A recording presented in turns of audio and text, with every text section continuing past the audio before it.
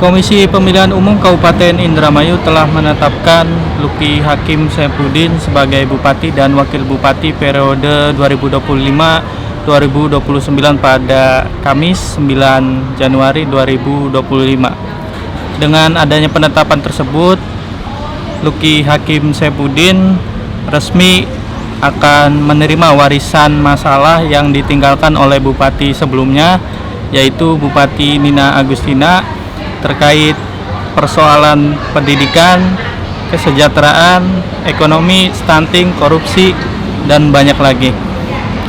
Nah, itu yang kita akan bahas di video kali ini.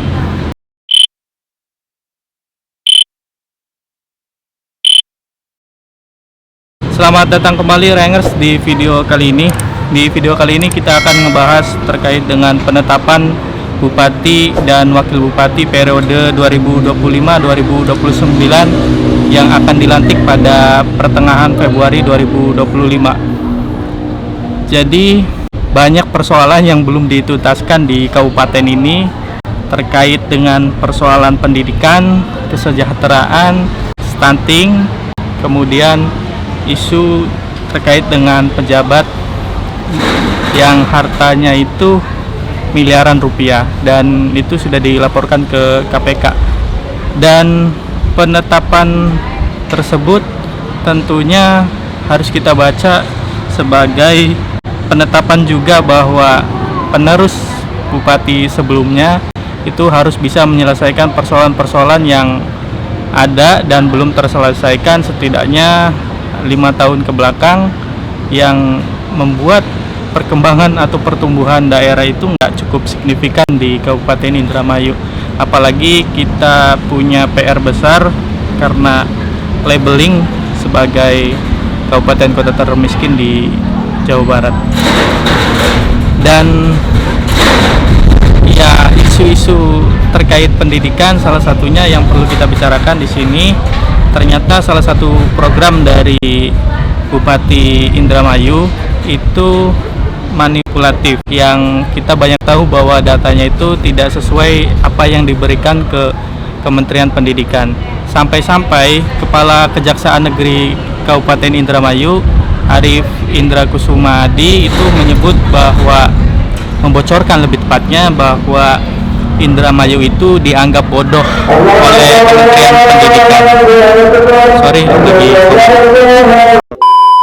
balik lagi. Jadi Kajari Indramayu menyebut bahwa Indramayu itu bodoh, yang dianggap bodoh oleh Kementerian Pendidikan, dan ini menjadi problem bagi kita semua. Siapa sih orangnya yang tidak akan terasa terganggu ketika dirinya itu dianggap bodoh?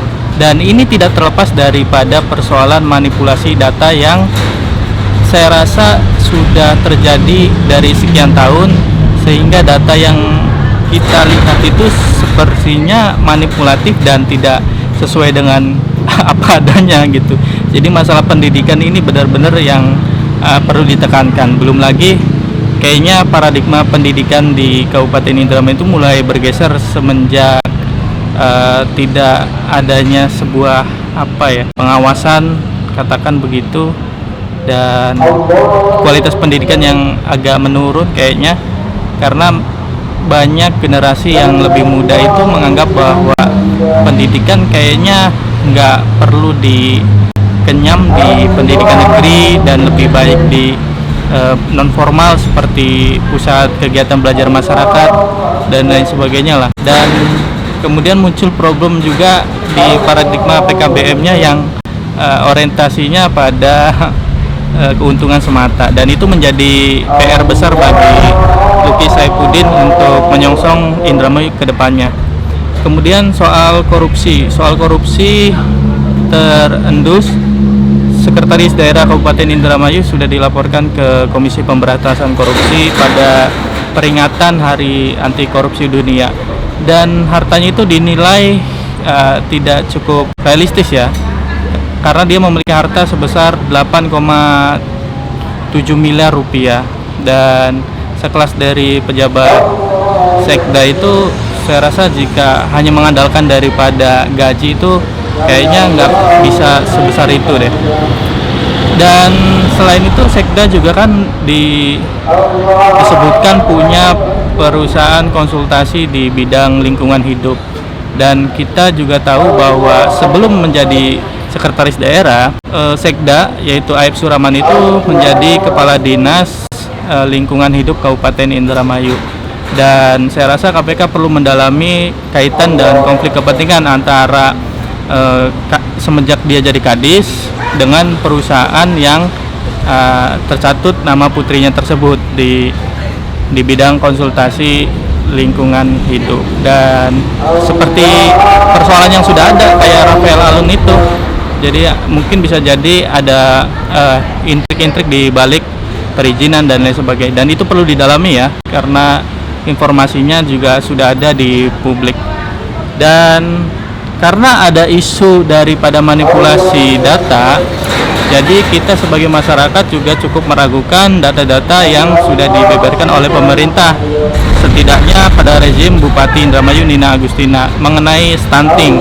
Nah, stunting itu katanya ya, yang sempat saya baca itu turunnya bisa signifikan dalam 1 tahun, dan saya rasa itu konyol dan perbuatan yang nggak masuk akal ketika stunting itu bisa turun begitu drastis dalam 1 tahun. Karena persoalan gizi itu memang nggak sesederhana disuruh makan ikan kemudian akan terbebas daripada gizi buruk dan lain sebagainya. Orang tua juga perlu pemahaman tentang gizi yang baik itu bersumber dari mana aja. Dan apalagi banyak persoalan yang belum diselesaikan sih. Soal kesejahteraan, banyak yang terjerat persoalan tindak pidana perdagangan orang. Jadi banyak warga itu diiming-imingi atau disarankan untuk terbang kerja di luar negeri. Ternyata hanya diputar-putar dari satu bandara ke bandara lain dan tidak pernah sampai kerja dan dapat rezeki di sana. Dan itu menjadi PR besar pemerintah Kabupaten Indramayu untuk membuka lapangan pekerjaan seluas-luasnya, sehingga dia tidak perlu bekerja di luar negeri yang berharap ingin mendapatkan rezeki lebih untuk orang di rumah di sini, ternyata malah ditipu juga. Saya rasa di Polres Indramayu juga sudah menumpuk ya laporan tersebut, dan saya sempat mengikuti juga beberapa persoalan yang saya dampingi di Polres Indramayu terkait dengan tindak pidana perdagangan orang, dan sampai sekarang belum ada pergerakan lagi dari kepolisian menuntaskan persoalan tersebut. Jika kita mau buka-bukaan persoalan yang sama terkait dengan TPP itu pasti sangat banyak gitu. Dan saya tanya ke korban itu, jika ada pekerjaan di sini di Kabupaten Indramayu, dia lebih memilih keluar negeri atau kerja di sini, dan rata-rata jawabannya itu ya lebih memilih untuk kerja di sini. Mereka terbang ke luar negeri, ke Malaysia, Taiwan dan lain sebagainya itu karena tidak memperoleh pekerjaan di kotanya sendiri, dan itu yang membuat akhirnya semakin timbul persoalan-persoalan baru ya, dari sisi itu ya. Kemudian kesehatan juga ya, jadi ini terkait dengan indeks pembangunan manusia yang masih rendah. Kalau nggak salah terakhir saya menghitung itu 6, sekian poinnya lah ya, tidak terlalu tinggi. Artinya dia cuma lulus SD dan tidak lulus SMP, dan problemnya terus berkelanjutan seperti efek domino ya tadi. Nanti ketika IPM itu coba ditingkatkan dengan di bypass dengan mengikuti PKBM, dan kemudian manipulatif karena PKBM juga hanya paradigmanya hanya ingin memperoleh keuntungan dari data-data yang sudah disiapkan, dan itu fiktif gitu. Nah, warisan persoalan tersebut saya rasa harus di-clearkan oleh Bupati terpilih 2025-2029 Hakim Saifuddin.